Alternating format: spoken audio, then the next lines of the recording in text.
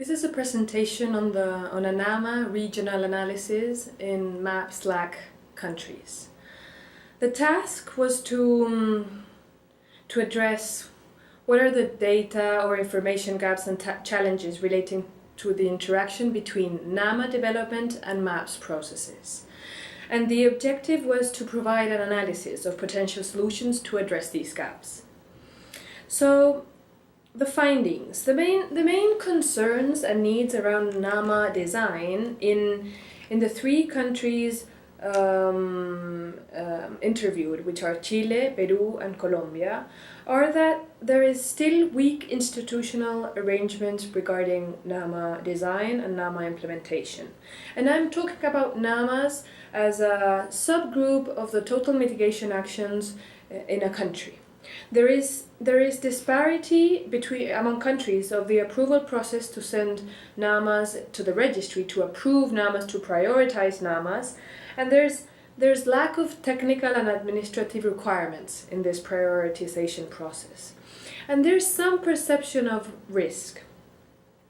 There is still weak interministerial coordination, and this leads to where countries or leaders, NAMA leaders, are unable to achieve deep sectorial involvement in the NAMA design process.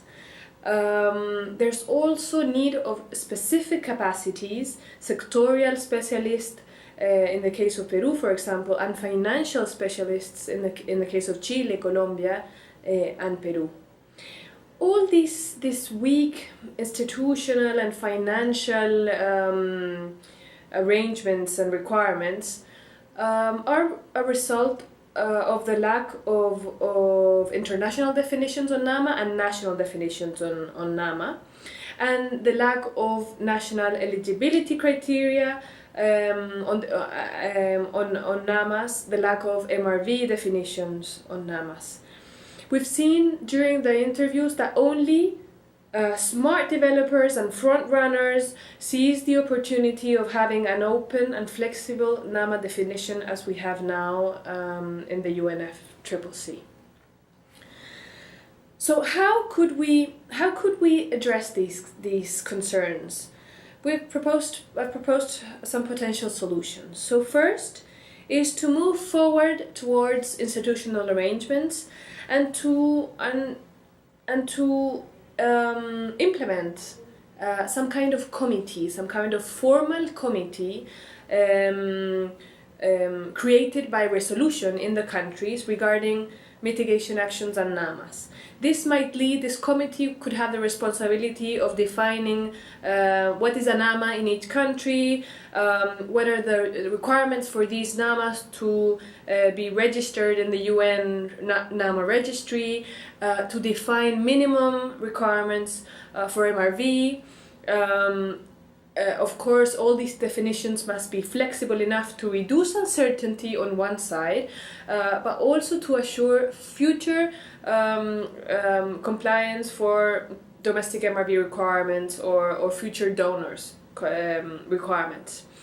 This committee could also define prioritization criteria such as greenhouse gas reduction, co-benefits, or other development indicators that might be relevant in each one of the sectors and in the countries.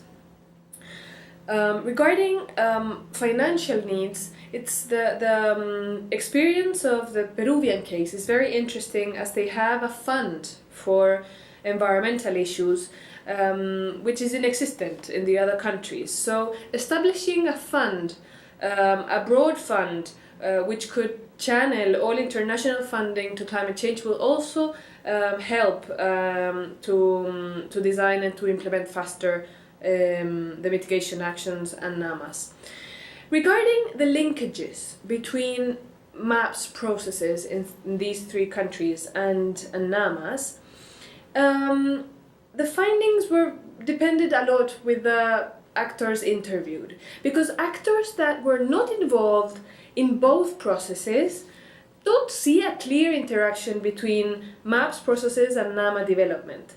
But those interviews that do participate in both processes declare a very strong link between both of them.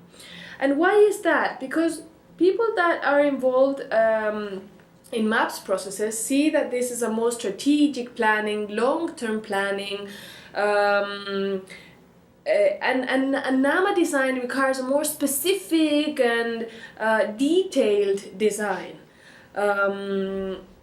What's common among interviews is that MAPS processes have generated very valuable standardized information regarding mitigation actions, analysis and linking between mitigation actions, which could be very useful for future NAMA design and implementation, but to move to design and implementation, it requires a bilateral approach with each one of the sector. In the 3 countries, not all the NAMAs are being modeled in MAPS processes. Mitigations, and some propose that they should pass through this like meat, I don't know what's the name in English, moledora de carne in Spanish, which is the rigor and the robustness of MAPS process.